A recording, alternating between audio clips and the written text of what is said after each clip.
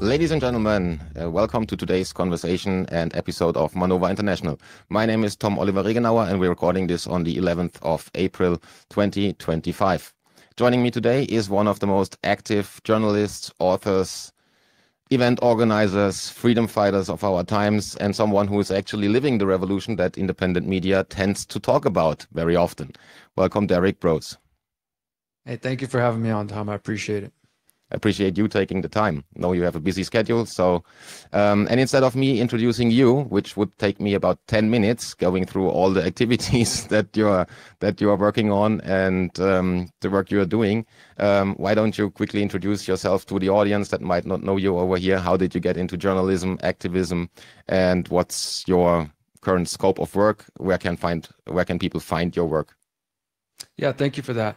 So I'm 40 years old right now. I've been doing this work for about 15, going on 16 years. I'm originally from Houston, Texas in the US, and I started to wake up, question the world about 2009, 2010, and that led me I've always been really oriented locally. So like when I started to question government and politics and corruption and all this sort of thing and get into so-called conspiracies, I was very much oriented of how can I do something about it on the local level. So the first thing I started was an activist community that was active for about 8 years called the Houston Freethinkers. And we did everything from, monthly meetings, discussions, documentary screenings, social events, but also protests, rallies, we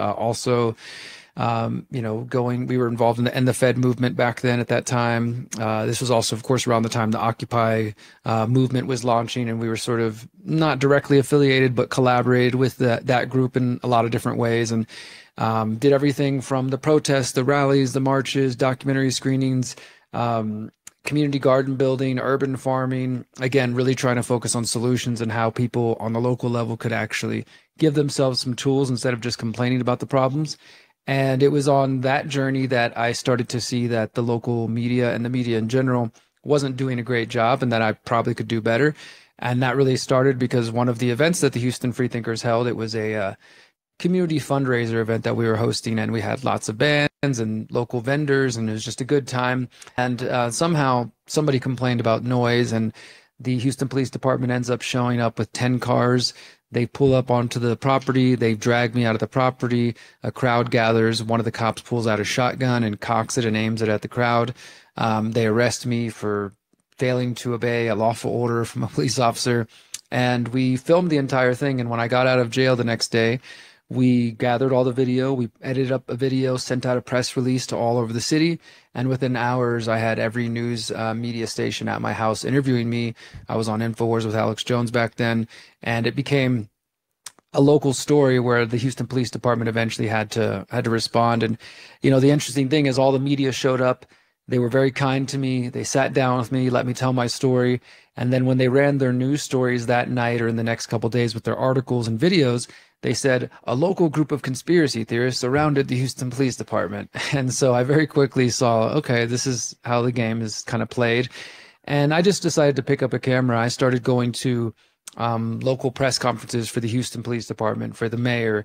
And, I'm in there with my little handheld camera at the time with all these big TV stations. And I quickly saw that I was the only one asking anything, difficult, any hard questions. Everybody else was asking softball questions because they want to keep getting invited back and they want to be a part of that crowd. And just from there, it sort of took off over the years. It went from being sort of activist citizen journalism to then taking it more seriously and getting some writing gigs. And I've just been lucky enough to continue to do that. And I currently write for the Last American Vagabond, where I do weekly investigations and articles.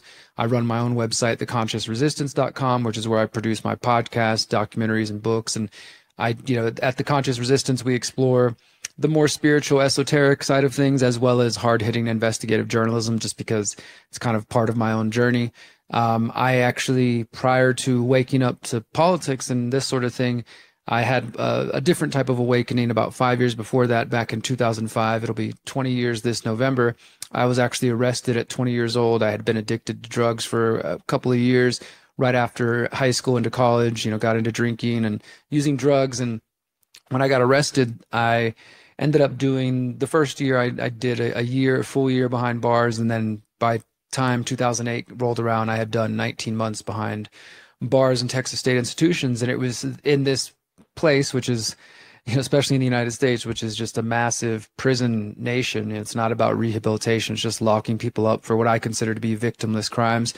Even though I see no redeeming value in the drugs I was addicted to, I definitely didn't need to be thrown in a cage, but I chose to use that time to really just start to do some of this inner work and really try to learn on why I was using drugs, what was the root cause of my drug use. And for me, it was a lot of trauma growing up. And that was just kind of starting to wake up, I guess you could say, spiritually, internally, and just do some of that deeper work. That happened 2005, 2008, prior to me ever really questioning governments and corporations and getting into this type of work. But I do think it was that experience that set the stage for me then to come out in 2008 as a felon in the United States with all the experiences that entails, like not being able to get jobs certain places, not being able to, rent a house or apartment in some neighborhoods, and kind of had to navigate that.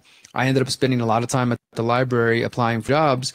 And sooner or later, I decided to start reading books and rediscovered, as I got sober and as my depression and things like that lifted, I rediscovered that I'm an intelligent person and that I wanted to learn and continue to understand the world. And that sort of segued into discovering former Congressman and presidential candidate Ron Paul and, diving into different conspiracy documentaries and books. And that led into my activism. And I've been doing that now for about 15 years. And I've produced documentaries, I've written some books. I just try to do everything I can, whatever avenue it may be, whether it's writing or interviews like this, to just try to promote the truth about the world, but also, as we're going to talk about today, ideas for solutions of what we can actually do about these problems. Wir bei Manova möchten mit unabhängigem Journalismus die Spaltung überwinden. Und wir freuen uns sehr, wenn Sie uns dabei unterstützen mit einer kleinen oder gern auch größeren Spende. Vielen Dank.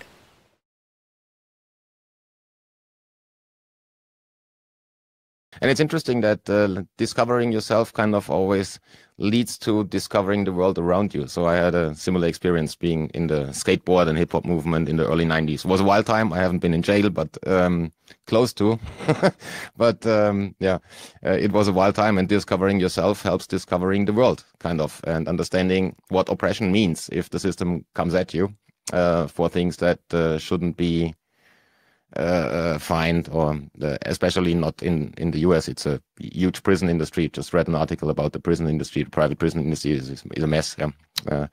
But you also ran for mayor at some point, which I found a very interesting thing. And you tried to went into local politics, which I think is the only way that you can actually have some impact in politics, is to do that on a local level. What was your experience besides the media experience with that? How close did you get to like local politicians? And I saw some of the encounters you had, but what was the personal experience dealing with actual politicians? Yeah, so that was interesting because, I do consider myself to be a voluntarist and, basically a peaceful anarchist. And so I don't really see politics to be the solution at all. But I do agree with you that if people are going to pursue politics, the local level, as local as you can get, is always the answer, especially in the United States, which is where I'm originally from. I mean, I think the state and the federal elections are all but rigged. And even on the local level in a city like Houston, where I'm from, which is 3 million people, 7.5 million people in the greater metro area, but in the inner city, it's about 2.5, 3 million people. Even in a city that big, it's quite difficult to get past the corruption.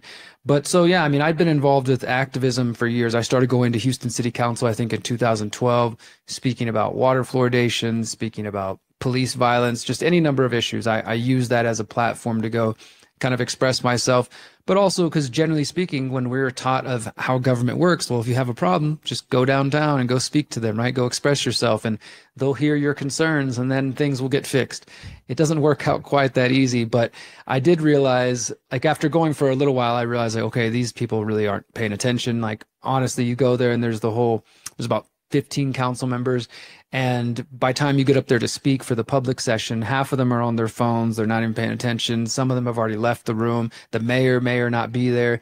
Mayor may not be there. And so they're just kind of like not really even worth it. But I did recognize that there's a TV camera up there and that they record these sessions. And so I started going kind of I'm going to make the effort to at least put it on the record that I'm informing these people about these various topics I care about. But also then I would rip the video footage from the city's website and go upload it to YouTube, where it would get seen by a lot more people. And that kind of became a way to sort of, you know, to market and to recruit more people, you know, because people see that and I was like, oh, I want to get involved with this. And so I did that for years. And by time 2019 ran around, because I actually did run for mayor 2 times in 2019 and 2023. By time that rolled around, there had been a mayor who actually just passed away earlier this year, I believe, probably from the numerous COVID shots that he received. But he was in power, and I had been confronting him around the city about a number of different issues. But largely in 2018, I was in the process of making a documentary about 5G that I later produced called the 5G Trojan Horse. And I was focused on Houston because Houston actually was the first city in the United States to get 5G. And they actually had, I think his name's Hans Vestberg. He came from Sweden. He's the head of Verizon to the US for this big press conference, and they announced, like, the mayor, the head of Verizon, they're going to install the first 5G, you know, in this Houstonian's home. And so everybody made a big deal. And I went there and asked them a question about, you know, studies relating to concerns related to EMF exposure.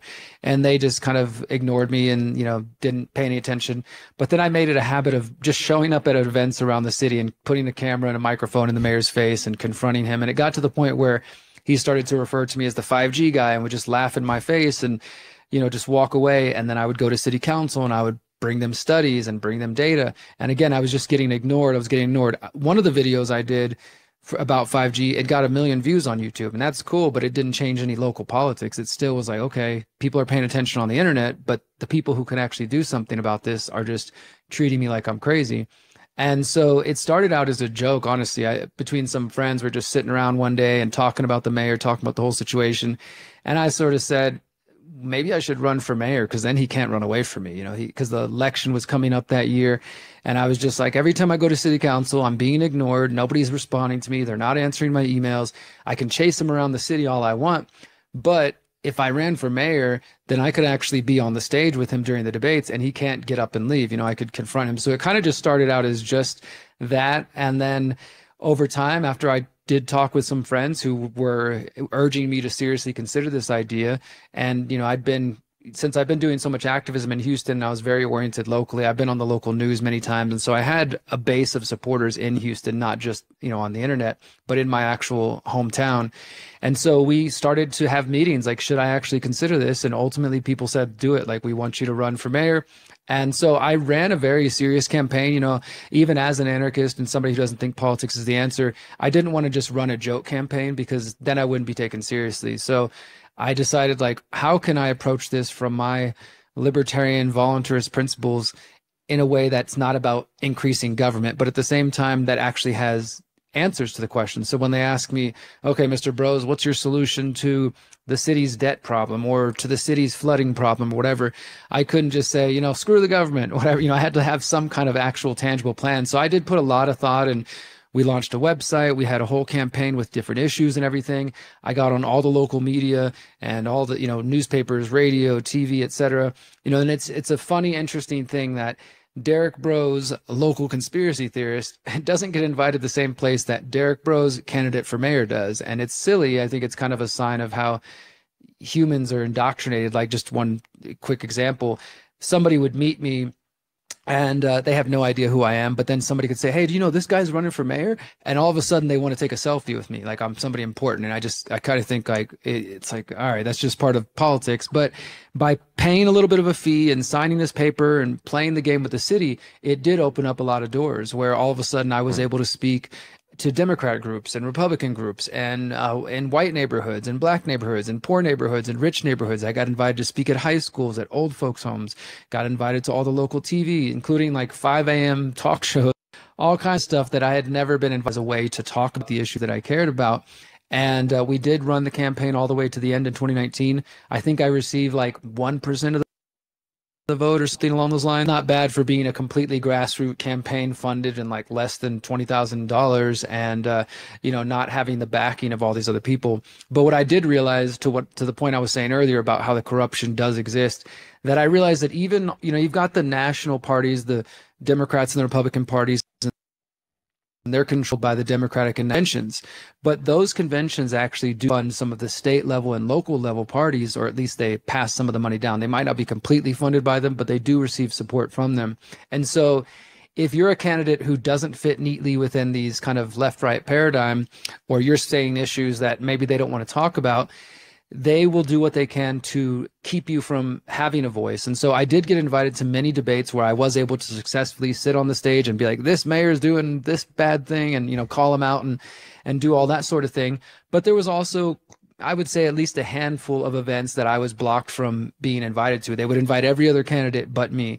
There was the final debate of the city right before the election, which is televised. They prevented me from being on that. In fact, that they actually changed the rules specifically to prevent me from being on there, which is just the silly kind of stuff we see on the national level. Like, just the, you know, they basically said you have to raise X amount of dollars. Well, we raised that amount of dollars, but then they said, yes, but it has to be from at least 100 individual donors. And we didn't meet that criteria. So all of a sudden I wasn't invited. Just little things like that.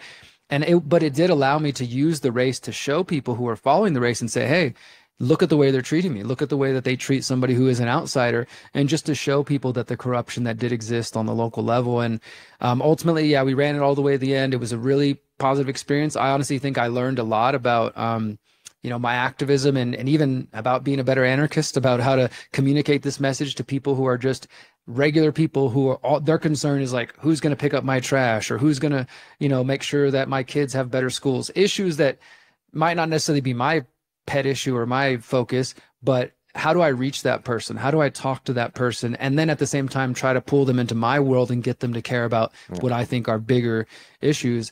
And then just briefly, I did run in 2023 again, but I was cut short this time and I think it's because I was gaining more support. My work had grown.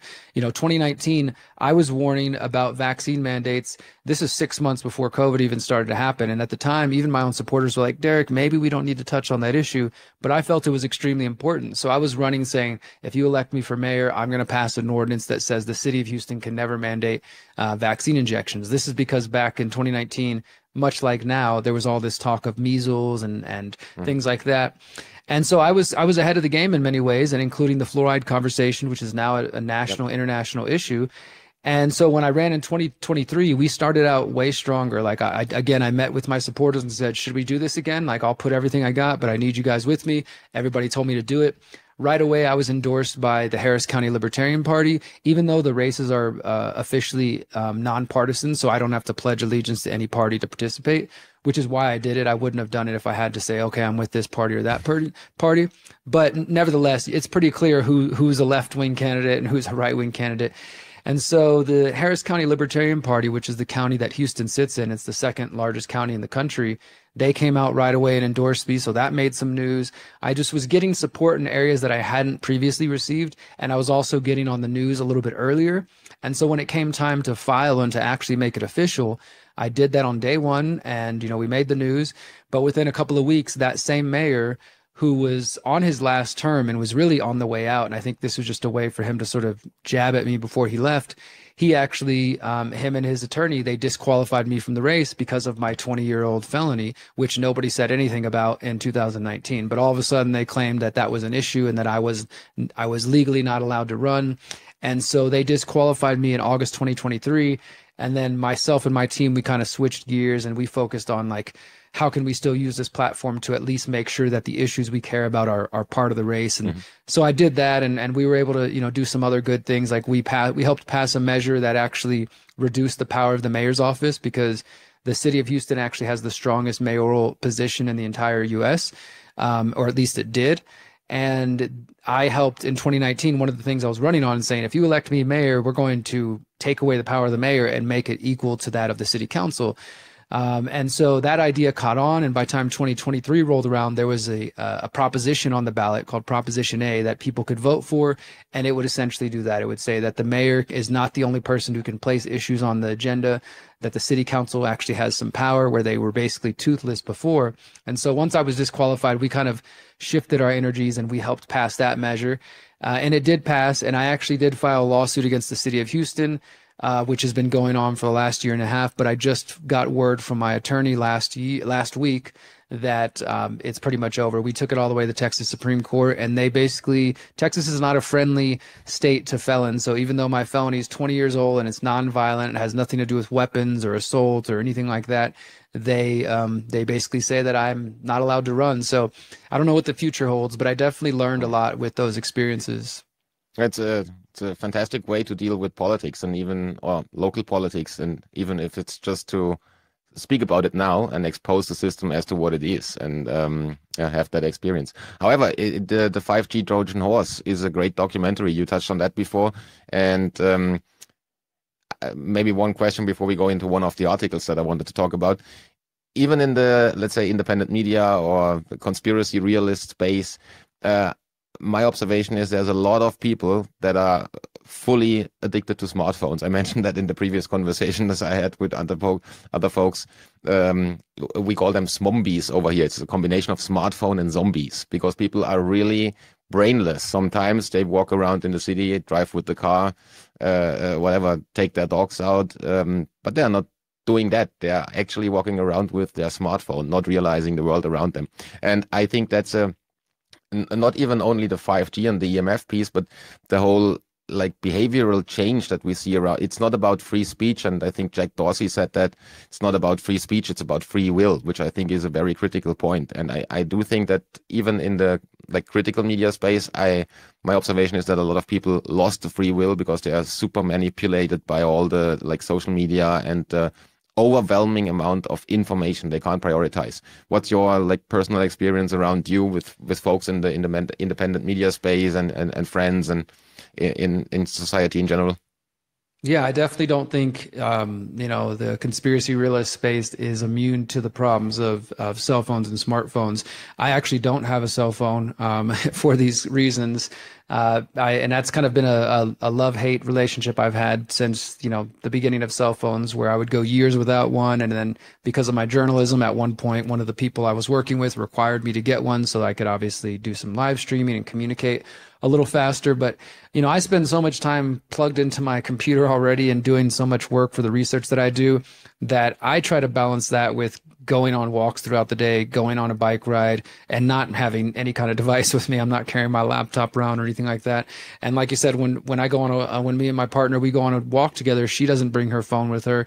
We're actually trying to be present. So I definitely think that what my documentary was focused on was the surveillance concerns, the health aspects, environmental, et cetera. And that is all, a big concern. But you also point to another major problem, and that's just the way that we're being consumed by the digital space. I've been actually kind of reflecting on this recently. You may have seen this term in the media out there. I see it in the US increasingly, where people talk about those who are perpetually online. And it's just sort of kind of becoming a new norm for a lot of people where, like, yeah, and I don't think it's everybody, because there are definitely people who are working day jobs that don't involve computers, and so they might check in at the end of the day or, on the weekend or something. But then there are many of us who our work does involve the internet, and especially in the research space, it does involve being on social media.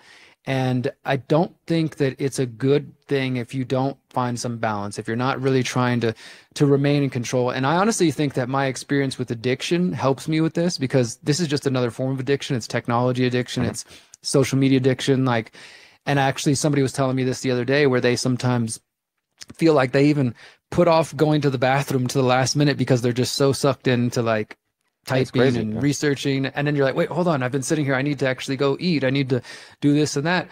And some of those same behaviors we see with technology, it's absolutely the same as any other addiction you would see, whether it's coffee, drugs, alcohol, etc., where you put off your own kind of personal well-being to stay plugged in, or to take that pill, or to do whatever it may be. It's the same characteristics, it's the same features. So I definitely think it's really on each of us to take that personal responsibility, and especially if you're a parent with kids, to not just, I understand, like, I've got 6 nieces and nephews, and I see how busy it can be to be a parent, and for a lot of people, just handing them the tablet or the phone is like, okay, cool, they're going to leave me alone now, I can go do something.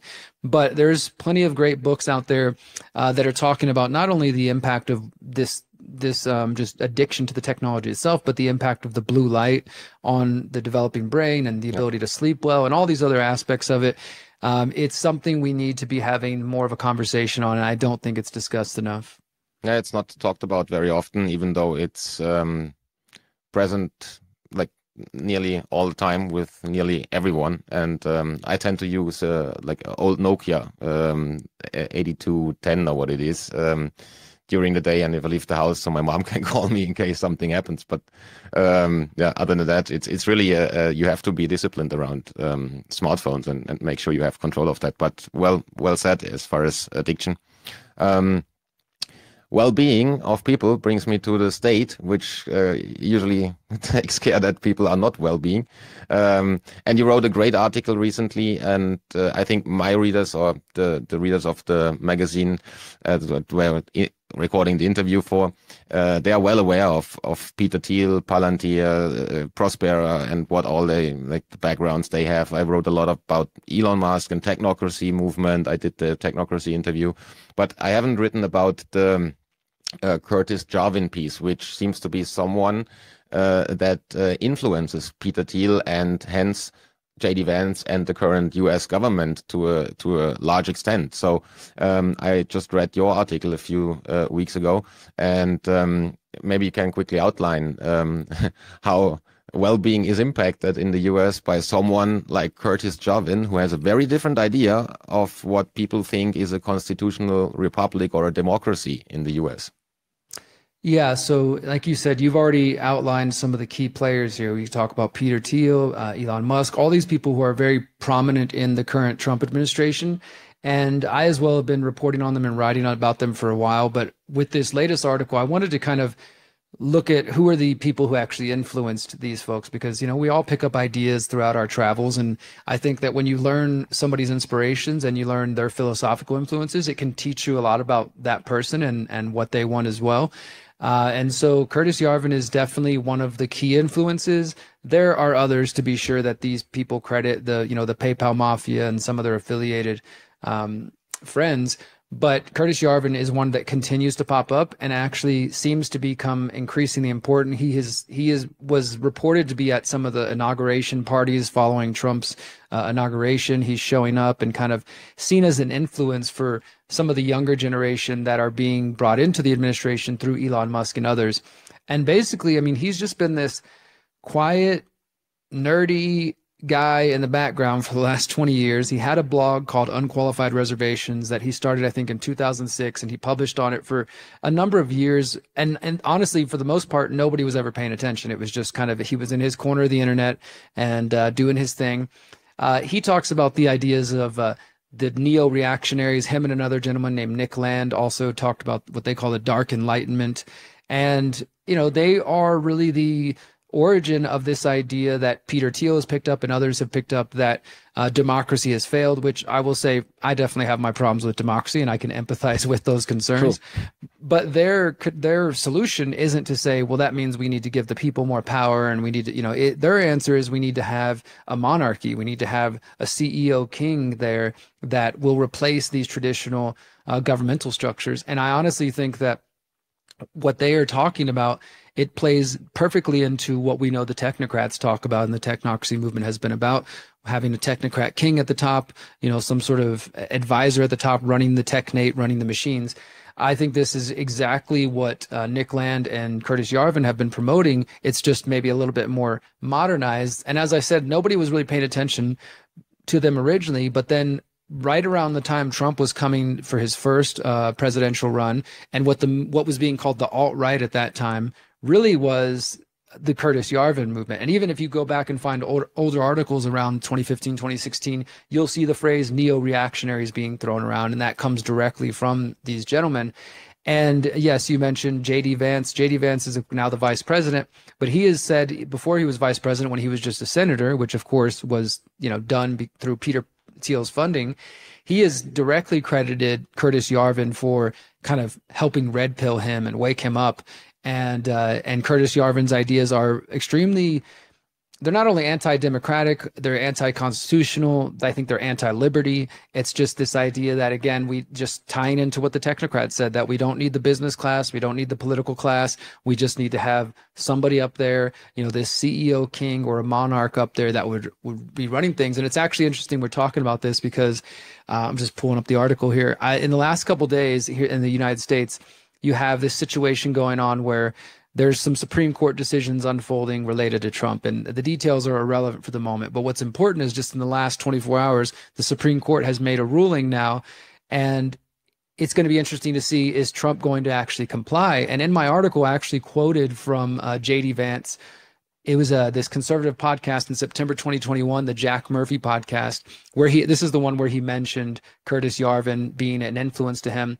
But also what he said in this podcast, he said that, quote, "I think what Trump should do, if I was giving him one piece of advice, fire every single mid-level bureaucrat, every civil servant in administrative state, replace them with our people. And then when the courts stop you, stand before the country and say, the Chief Justice has made his ruling. Now let him enforce it." And I think that's kind of the situation we're in now, right? So you have the Vice President of the United States who is influenced by Curtis Yarvin, who has influenced Peter Thiel, and Peter Thiel helped get J.D. Vance into this position where he was in the Senate. And then, as my other reporting in the past shows, Elon, as well as other people, told Trump that he should choose J.D., that he was their candidate. He was like the chosen candidate. So now here we are. He's in the White House, second in command, next in line, seemingly.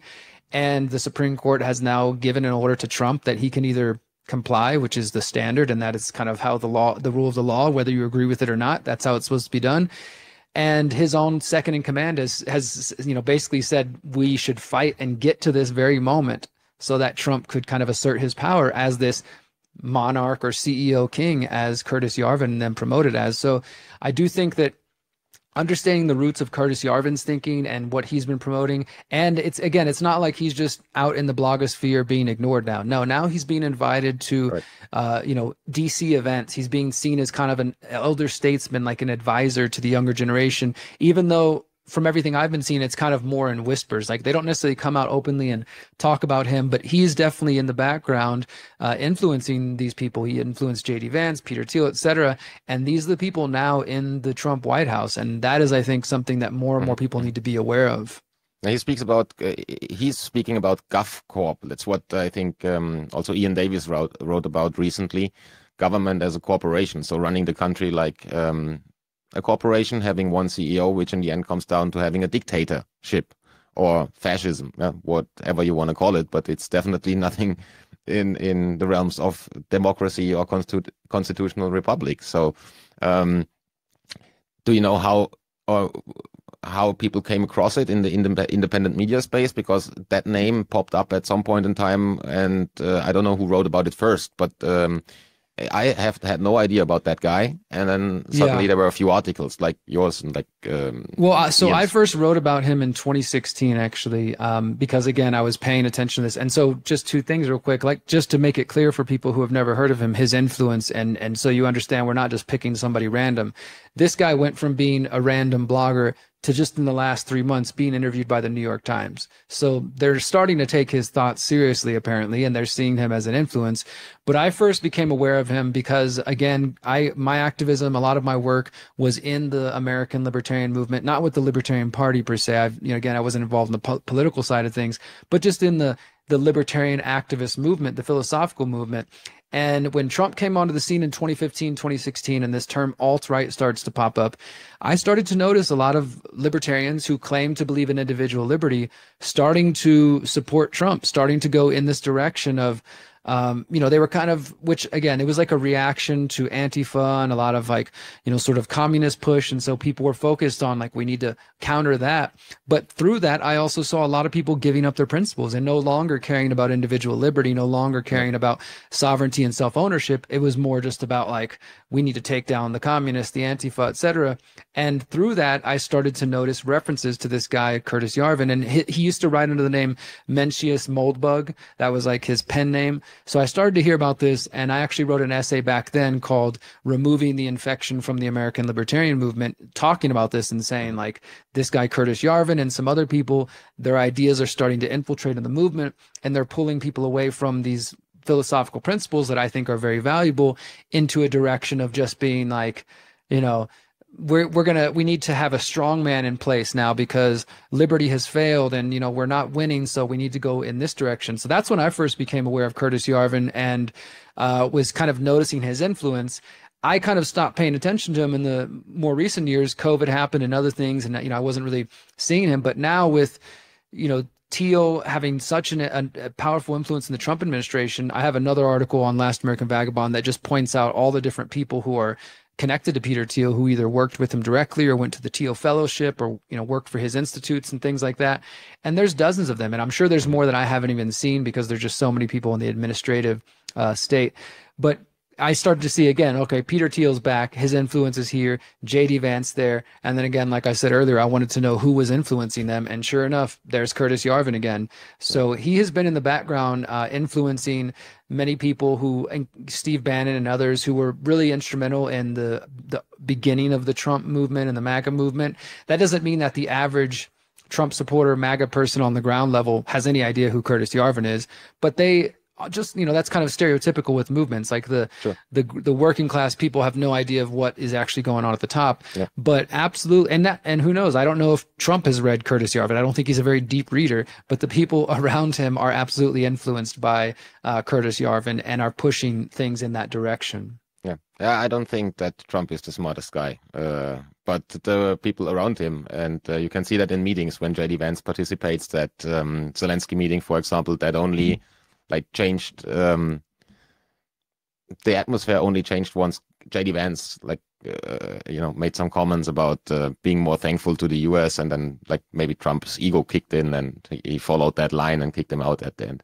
But it's interesting how libertarian, as we speak about libertarian people, how that gets framed, and that people actually think that someone funding Palantir like Thiel is libertarian, and that they can't see that something like the 15-minute cities that they were all worried about during the last 5 years or so are now basically the freedom cities, which is in the end the same thing. So you have a autonomous city where like Prospera also, where someone like autocrats like Thiel can basically have a community and implement like a state, like city states, like own laws and then build a network state as it's being called. And there's just real quick, there's some interesting overlap there too, that I see this as having kind of been involved in the libertarian movement, where many of us, we embrace the idea of hey, so we should just get land. We need to kind of build our own little enclaves where we could actually live by our principles. And then, as you mentioned, the networks, there's definitely this overlap where some people who go down that trail of exploring these ideas end up at Peter Thiel, Prospera, this is the greatest thing, special economic zones, etc. Yep. And actually Trump recently, has been discussing that again, not only with the freedom cities, but talking about carving out special economic zones in the United States. And it's all being promoted as it's going to be a financial boon and this is going to be great for the economy, etc. But it's absolutely about what you were saying there, that it's about carving their own little kind of mini corporations where they can, I think, convince people to live there that it's going to be freedom and it's going to be this and that, but it's really just going to be for them to create their own sort of mini dictatorships. And yeah, the willing blindness is astounding to me. They can associate Elon Musk, Peter Thiel, two men who have benefited extremely well, their finances off of government subsidies and off contracts with the military industrial complex, which is the exact opposite of anything libertarian. It's been one of my great creations, to say the least. Yeah, and I think somebody else I just saw on Twitter or X that is kind of critical regarding Thiel and Vance, and made some posts and articles and has a big followership. I'm not necessarily mentioning the name, but he was kind of enthusiastic about that Prospera project and wanted to go visit there. So he traveled to Honduras, showed up there, and made appointments. They invited him. We'll have a meeting there and show you around. And then a day before, he was already in Honduras, and the day before he was supposed to go to the city, they said, you're banned from the city, you can't come here. So it's no way you're going to visit Prospera. Most likely they did some research and found some of his critical comments on Thiel. So you better don't criticize the king if you want to go there. So it's amazing. Yeah. That's how it'll be. Last question on that. Imagine that to the next level, though. I mean, if people invest their lives, if people are worried about being deplatformed or debanked, what happens whenever they control every aspect of the city or the town you live in? If we worry about the current political landscape and how, you can have little tyrants on the local level. Well, if you go in that direction of these so-called freedom cities, it's going to be 10 times worse. Yeah, and you can see that starting with those deportations to El Salvador that are now taking place, where you also did some reporting on, which is absolutely crazy. So that everybody that's kind of criticizing Israel and the genocide in Gaza is supposed to be a terrorist, and shipped over to El Salvador. It's now even being discussed that U.S. citizens could, because of the prisons being full, be deported to El Salvador, and they could help with the prison industry, which is kind of a really crazy thing to think about. And not sure if there's any backlash that you heard in the US media, so you might be closer to that than I am from Europe. There hasn't been much. Honestly, I have that clip pulled up you're talking about, where just in the last couple of days, the press secretary has confirmed, and she said, Trump is only floating the idea as if that's better. It's like, we're not doing it yet. He's just floating the idea. But the fact that you're dealing with a situation where a U.S. president is floating the idea of, to me, it's already bad enough that they're shipping out people, just rounding them up. Many of these, we're finding out with the reports that many of these people are not gang members. And with control grid, this false dichotomy. Is it true that immigration is used as a weapon by the ruling class, the predator class, to destabilize nations? 100%. Is it true that sometimes cultures don't mix and some people can come into one country and crime can increase? Yes, that is true. Is it true that there are progressives and left-leaning people who are doing ridiculous things like letting criminals out, on bond, and they go out and commit more crimes? Yes, that is also true. But those stories get amplified and expanded and exaggerated, and sometimes false stories in that, area are circulated. And so for the last number of years, conservatives and right-leaning people have been hearing those stories. And so now at this point, they don't care. They just want Trump, get rid of him. Who cares, as long as they believe it's going to make things safer, not realizing that what the policies they're supporting will, I believe, end up being turned against the American people. And here we are 2-3 months into Trump's presidency, and they're already talking about it. Yeah, absolutely. And the interesting thing is that, in Canada, you now have, what's the guy's name? Mark Carney, being central banker, trilateral commission, Bilderberg, financial stability board, and whatnot. So the guy was in every globalist or whatever, the oligarch organization that you can be member of, and now is an unelected prime minister. And the development in Europe, though, is pretty similar, because we now had in Germany, there were elections, and they selected a conservative party. So you're going to have a president that was the former CEO of BlackRock Germany, which is Friedrich Merz. That guy is going to be the next chancellor over here. And obviously the same sales pitch like Trump had. Migration is the biggest problem. What we need is digital ID, biometric surveillance, and a tough state that deals with the problem. And the same dialectic works over here. It's just not yet military in the country, but I guess we'll see that happen in near future. So it's interesting that this works and that people are not waking up to it, even though I'm trying to speak about that every time. And a lot of people here are. So it's not that everybody in the independent media is cheering on Trump, but a lot of people do. And a lot of people cheer on the Conservative Party, even though they will bring in the same surveillance state that the woke left that they criticized would have, because of the dangerous virus. Now it's a dangerous, like Pakistanis and the other folks that obviously do cause problems here, because it's, as you said, migration is a weapon. There's a UN report from March 2001, replacement migration, that clearly outlines how many millions of people have to be in Italy, in the US, and in Germany to keep the population on a level that ensures capitalism is working as expected. It's crazy, but yeah. Anyway, let's focus a bit on solutions, because as we all know, it's weird times. There's crazy stuff going on, and it's most likely even getting crazier financially, maybe even in terms of war in the Middle East. How do you see that developing before we move over to the actual solution piece? How do you see that developing from a geopolitical point of view? Do you think that the US is actually going to be involved in hot war with Iran? Israel spearheading that and kicking that off, or do you see that it's more developing in Europe, or is that a World War III scenario? What's your take on the current geopolitical and military situation? I tend, I go back and forth. On one hand, I absolutely think it is a possibility that the U.S. is going to war with Iran. I mean, and I don't even think calling it a war is fair. They're going to bomb the crap out of Iran. Like, that's more accurate, right? There's not going to be much of a war fought because, again, the J.D. Vance ties, before J.D. Vance was even in office, he was saying, if you're going to hit Iran, you got to hit them hard. So many people fell under this spell that Trump is some kind of peace president. I think that's been dispelled in the first couple of months here already. And of course, his relationship with the Zionists, that's the big one. I mean, related to the deportation thing, it's also tied into people who are saying anti-Semitic things. They've just announced they're going to start scanning social media of all the potential visa applicants and making sure they're not posting anti-Semitic stuff. So clearly Israel has a massive influence over the U.S. and many nations, but particularly over Trump. And Israel has wanted war with Iran for quite some time. And even going back to 9/11 and the plan we heard about post 9/11 to go into all these different nations, it's taken them longer than maybe they believed they would. So I definitely think that it appears like this is on the table. Now, I also sort of temper that with my belief that war is often used as just a way to keep people in a state of fear and imbalance and, you know, impact the economy one way or the other.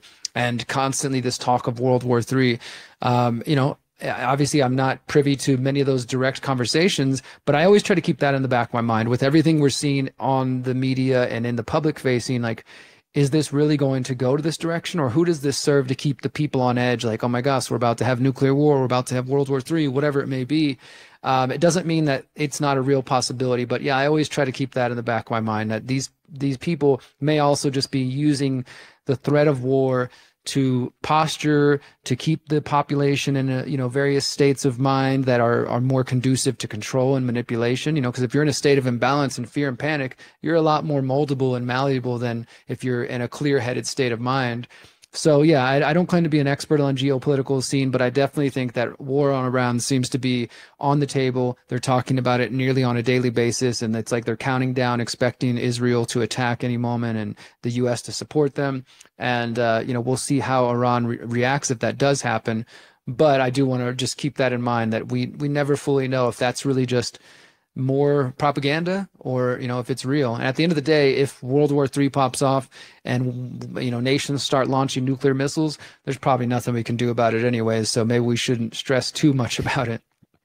Yeah, there's. I saw that day after that. I'm not sure if you know that movie, but I saw that when I was a child, since 8 years old. I don't know, but since then I knew that nobody should in any way or form support war against no one. That's the last thing. Yeah. But unfortunately, a lot of people look at that differently. Anyway, yeah, let's talk about solutions, assuming we don't face a nuclear apocalyptic scenario tomorrow. You're doing some homesteading. You're having the People's Reset, which was called the Greater Reset events, which I think is an amazing event because it's really solution focused, happens once a year in Mexico. But last year, the first time in Bath in the UK also.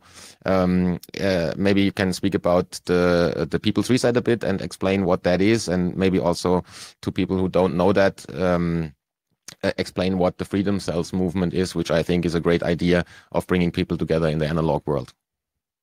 Yeah, so these ideas are sort of all kind of interrelated. I'll start with the Freedom Cell Network because that's really what led to the People's Reset. So in 2015, I heard a friend of mine, another activist based in Texas, John Bush, give this talk. And at that time, he was just really focused on how do we bring people together on the local level in a sort of decentralized way, and not necessarily for local politics, although that could be part of people's, you know, efforts if they chose, but really focused on like, what can we actually do for ourselves? And he started talking about this idea of the Central Texas Mutual Aid Society. And the general idea was, what if we come together with, you know, groups of 8 to 10 people on a local level, we brainstorm what are the solutions we want to focus, what are the goals we're interested in. So maybe people want to focus on growing food, or they want to learn more practical skills, building, or financial tools like, you know, alternative currencies or whatever it may be. But you get together with this local group of people, you start setting goals and you start accomplishing them together. It's kind of like the idea, like this is like not just another activist group where you're going to sit around and talk and do nothing, but the super activist, action-oriented people who really want to get things done. And eventually he started calling this Freedom Cells, and it was sort of a play on a lot of the propaganda in the US with terror cells, and we're like, all right, well, we're going to be cells for freedom. But also it was, and the way I've always interpreted it is that like the idea is you create your first cell or group. Some people call them hubs, hives, circles. The name is really irrelevant. It's just about the concept. And so I started one in Houston after I got inspired by the idea. And originally it was just one group, but then as it grew and we started to get more people interested, some of the people realized that they were coming from, the north side of Houston, 30 minutes away. And so they started the North Houston Freedom Cell, and they would meet on a more weekly basis. And then it just continued to grow like that, where we had these more regional groups. But then once a month, all of the groups would get together for like a social potluck, have a meal together, but also discuss like, what are you guys working on? Okay, let's see if we can apply those ideas to our area. And each group, each cell, hub, hive is going to be different based on the people, based on their interests, their resources, their local environment, etc. So it's truly decentralized, where it's not like there's one program, every freedom cell needs to do X, Y, and Z. We do put out a lot of different ideas. I've written about some in my books. But ultimately, it's based on what people want to do for themselves, what their interests are and what their focuses are. So I started doing this in Houston in 2016. Just putting out videos on here's how freedom cells could be applied to growing food. Here's how freedom cells could be applied to this idea, and just kind of putting out the propaganda and trying to promote it, and also practicing it and doing it. And we had a website, an original website back then, and it was kind of steadily growing. I was getting interviews on Corbett and elsewhere talking about it. But I would say, I think at the website prior to 2020 had about 1,500 people on it. And then we got the great gift of COVID 1984, and the website went from 1,000 to 20,000, then 30,000. I think we're at like 45,000 now or so. Because, humans are silly species, and we react when we feel threatened, and usually not before that. So once everybody felt the threat and the panic, everybody was like, oh no, I need to find people in my local area, especially when, the lockdowns happened. And so we relaunched the website in 2019. The main feature of the website is the maps. We have member maps and group maps where people can go on there. You can create a free profile, put what your skills are, what your interests, what your goals are, and put your location. We don't want your home address, but just, put the city, the general area that you're at, and that adds you to the maps. And then you can go to the maps and say, show me everybody within 20 kilometers of me, or show me all the groups within 50 kilometers. You can look up their profile, check them out. And it was really just a way for people to connect with each other. And I can tell you that during COVID, we had a lot of really wonderful success stories where people were telling us from all around the world. I mean, it got really popular in India for a bit, for Australia, where they were really locked down. They were using it to find other like-minded people. People told us they met through the website, and that they were homeschooling their kids, that they were growing food together. Some of them had bought land together. And the website is still there. I will say that it has slowed down because things have calmed down in a lot of people's eyes. So, I think, it's like, I wish people would stay at it, but unfortunately, again, when people feel threatened, they're most active. But it is still there. People can go to freedomcells.org if you're looking for like-minded people, if you're just, somebody who doesn't know an activist group in your area, or even if you already have an activist group. I encourage you to go start a page on the website so that in the future, if anybody's searching, they will find you and they will connect to you. There's a lot of people active through the website. There's also a lot of freedom cells active on the Telegram app and other places. We don't really tell people, since it's a decentralized movement, we just kind of put the concept out there, put the website, put the principles. The main principles are that it's solutions focused, it's apolitical, it's decentralized, it's nonviolent, and so people understand that. If you understand those ideas, then go do freedom cells, call them whatever you want. And it really has been beautiful when I did a tour a couple of years ago, traveling around the US and in Mexico, because they really got popular in Mexico during COVID as well. Just meeting people who are sharing all these success stories. And I actually included many of those success stories in the information I gained in the second edition of my book, How to Opt Out of the Technocratic State, which is all about freedom cells and some of these concepts. People can download that for free at theconsciousresistance.com/how-to. And there is a German version of the book as well. We'll link that. We'll link that. All that we mentioned is going to be linked under the video.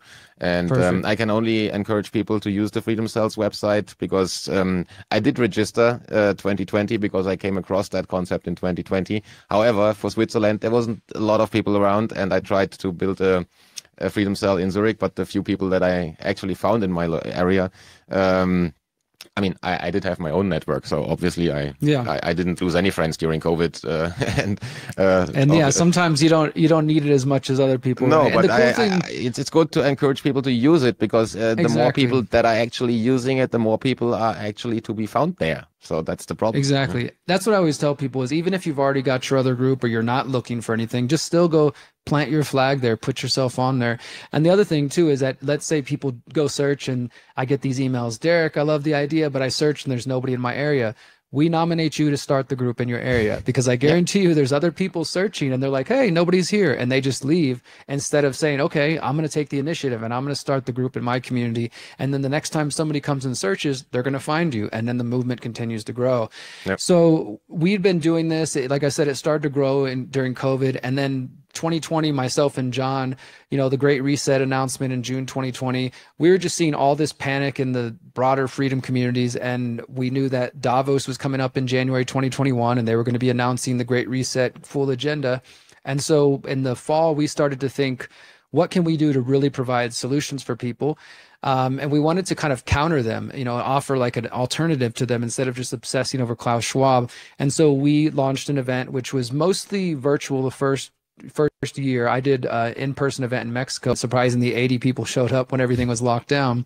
But we did the event in January 2021, and 100,000 people tuned in from more than 20 countries. And right away, we're like, okay, I think we've tapped into something. It was 5 days, all focused on different themes: health, mental, spiritual health, growing food, permaculture, parallel networks, technology, decentralized privacy technology, and then learning from people who are kind of homesteading or living in communities and sort of organizing their activist groups in different ways. And and the idea we were able to grow a Telegram channel and email list really quickly from that first event. And then we did a second one in 2021. And then we realized it's quite a bit of work, so let's just do this once a year. And so we've been on that pace now every January. For a while, John was hosting a live event in Texas in the US, and I was doing the one in Mexico. But we've since switched to just doing it in Mexico and having one place for it. So every January, the event is hosted. It is completely free to watch online. Also, we have an Odyssey channel, which people can find at the Greater Reset or the peoplesreset.org. It goes the same place. You can go see every single talk that has been shared through our event since 2021 till 2025 completely for free. We don't, with the events completely free to watch online. All the archives get posted for free online because we think this information is that valuable and that important. And I believe we have the world's largest database of solutions-focused talks. There's no discussions on conspiracies or, dissecting this theory about COVID. There's plenty of places to do that. This is just, 100% solutions focused. And we just had our 7th event, including the one in the UK that you mentioned in January of this year. And we had 400 something people come from 15 countries. It was, I think, the best one we've had so far. And yeah, in general, it's just part of that effort to try to get people to see that there are solutions. There are things we can actually do for our lives. We don't have to feel hopeless and just give up because the situation looks pretty dark. And I definitely agree with that. But my hope is that as people realize that there are solutions, more people get proactive. And the great thing is, we're not just hosting this event to sort of pat ourselves on the back. We make no money from this event. I mean, I'd like to change that. Thankfully, we break even and we make enough to cover our bills. But this isn't like a huge profit venture or something like this.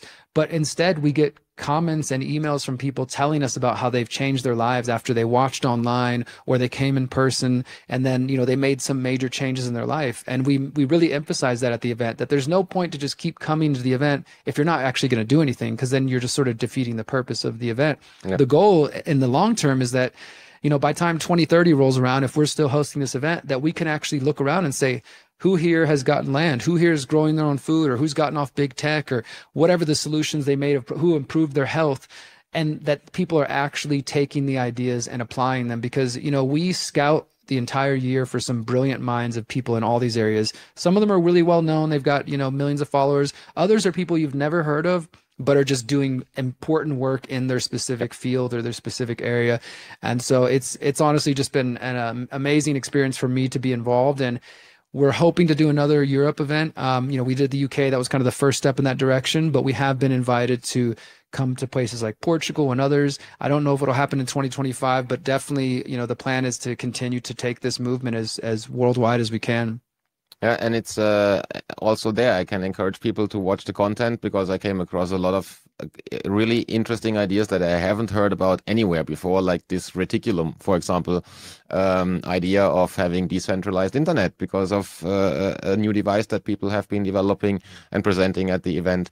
And then Hakim that we talked about, that I talked to a while ago from Above Phone, talked about other things. So there's a lot of great content about a variety of topics. And as you said, there's not the typical like discussion on Peter Thiel and whatnot. So it's not a conspiracy thing and news and political discussions, but really solution focused. And maybe since we're close to an hour, I wanted to at least quickly get your personal experience, because as I said in the intro of the conversation, from the outside at least, we don't met each other personally yet. So I hope to come to Mexico next year, which I had plans for doing this year, but didn't work out because I had some homesteading and my recording studio to build behind me because we moved. But hopefully next year we'll be able to meet in person. However, I really do think that you are one of the few folks that actually lives the revolution that independent media tends to talk about. So you're mostly off grid. You're basically not using banks. You're trying to really live a free life, as I would call it, at least from what I know from the outside following your work. Sure. How do you manage that? Because people always, it's like with voluntarism. But who's going to build the roads? Yeah, that's the funny question. The same is, but how do I get money if I work? How do I, send money to someone, or how do I don't know, buy land? And you have the exit and build strategy that you are advertising for, which I think is really important, because the revolution looks at you in the mirror in the morning. Nothing else will change the world besides that person that you're looking at in the mirror. So maybe you can elaborate on that for a few minutes before we close out.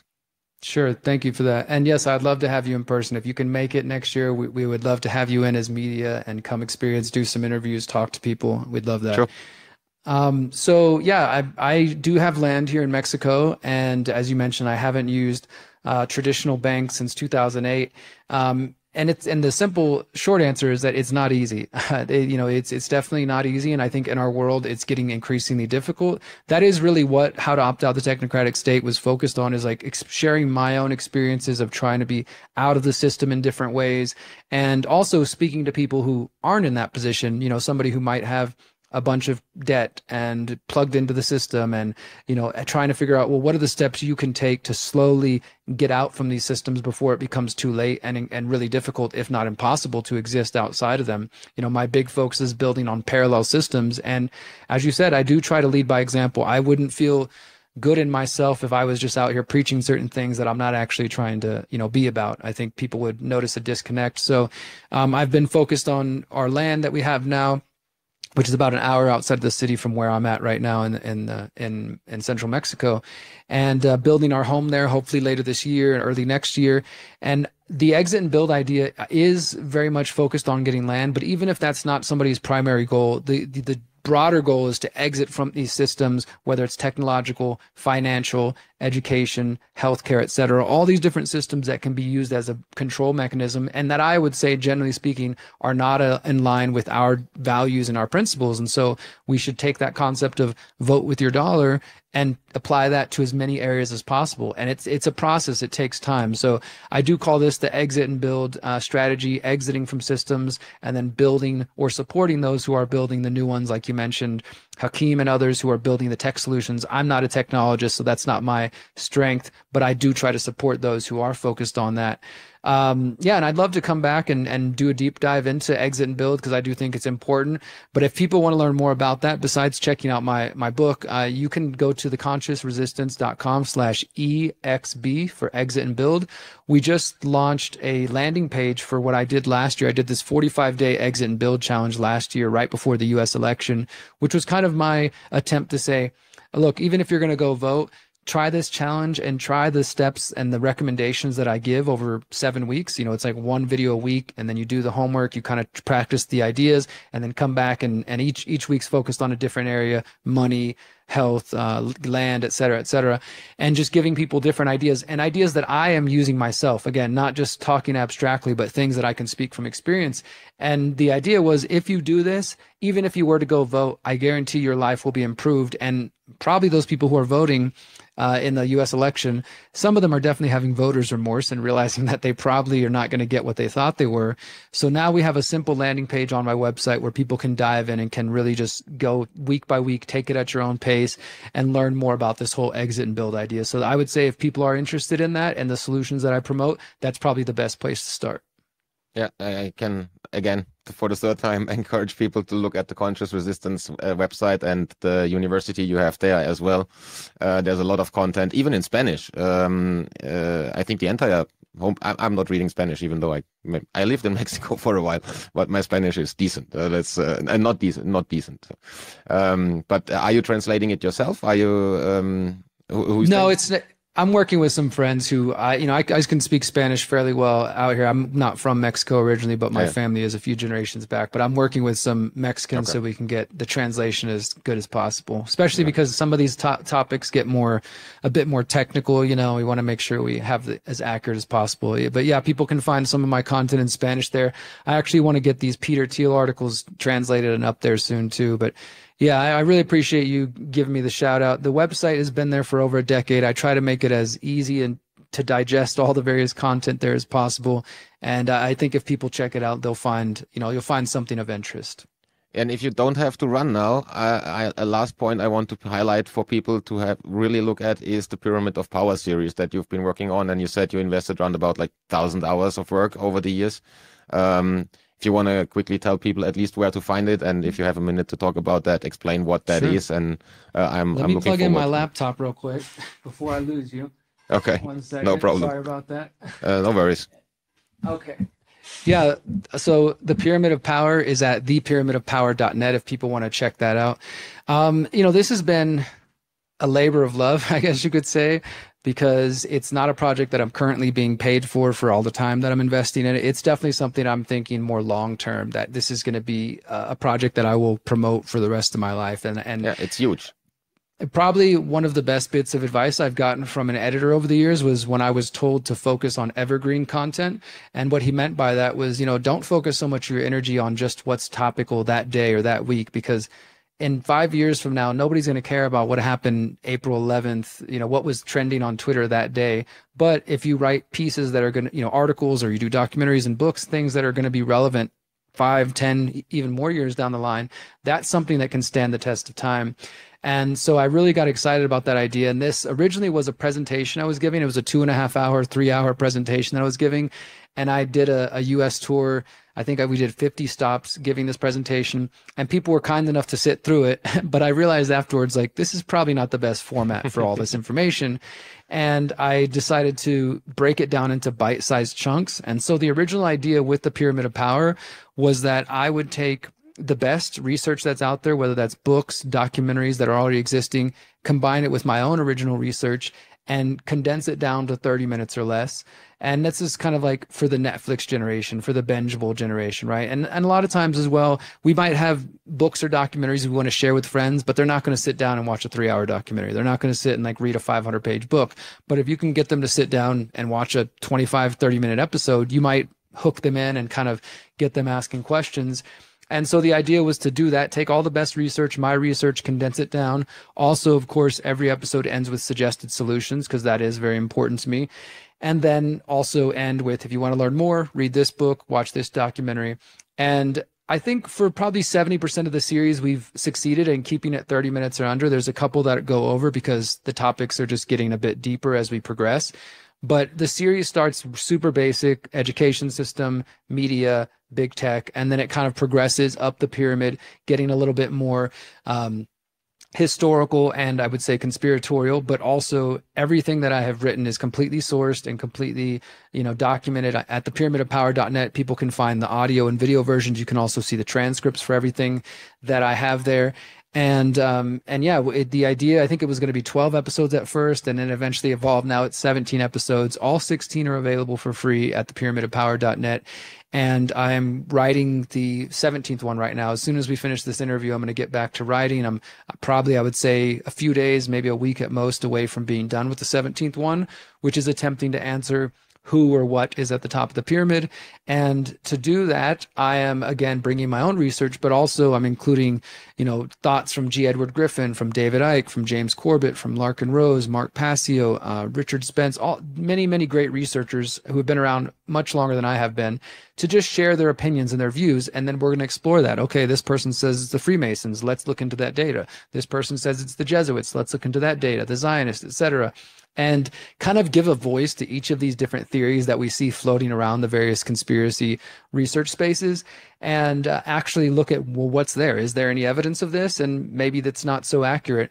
I honestly don't even see it as a conspiracy documentary. I've taken more of approach of a true crime kind of documentary because it's all documented and sourced. And so I tried to avoid some of the pitfalls that I've seen in other documentaries over the years, even ones that played a role in my own awakening, which I think often there's a lot of fear porn, there's a lot of speculation, there's a lot of leaps of logic and things like that. So I've done my best to avoid all of that and just stick to what we can prove, which is surely bound to upset some people because I don't point the finger at whoever they want me to point the finger at.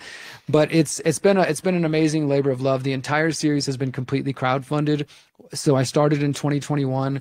We're about to finish. I think this will be out in June, the final episode. And we've raised $45,000 over that time to fund it. And as I said, I haven't paid it myself at all, which is not a good business move, but it's gone to my editors. I've been blessed to work with 3 amazing editors who have taken my words. Like I do all the research, I write the script, and I record the audio narration, and then I send it over to them. And the scripts have some direction, but for the most part, they just work their magic and make it something that's visually appealing, so people will actually listen to it and watch it. And yeah, it's been the biggest project I've ever taken on. And when we're done with this episode, the plan is to turn all the scripts into a companion book, and then to turn to make DVDs, a limited amount of DVDs for those who still watch DVDs, and then USB drives. And as I said, this will probably be a project that I'm going to promote for the rest of my life. Yeah, and it's worth doing it. It's not far from a History Channel documentation, so it's really great to watch, and I really can only emphasize people to watch that. And I'm not gonna ask I'm not gonna spoil episode 17 and ask who's at the top of the pyramid now. So since we're a bit over time, again, much respect for the work, and glad if you at some point really have time to dig a little bit deeper into the exit and build movement, because I think that people have these practical questions that more often stand in the way that the actual will to do something. They just don't know how to start it. And I can recommend that 45-day challenge and the university site and everything you have on the conscious resistance as a starting point. But again, hopefully we can continue that conversation at some point in time. Thanks for joining today and taking the time, and keep up the great work, Derrick. Thanks for having me.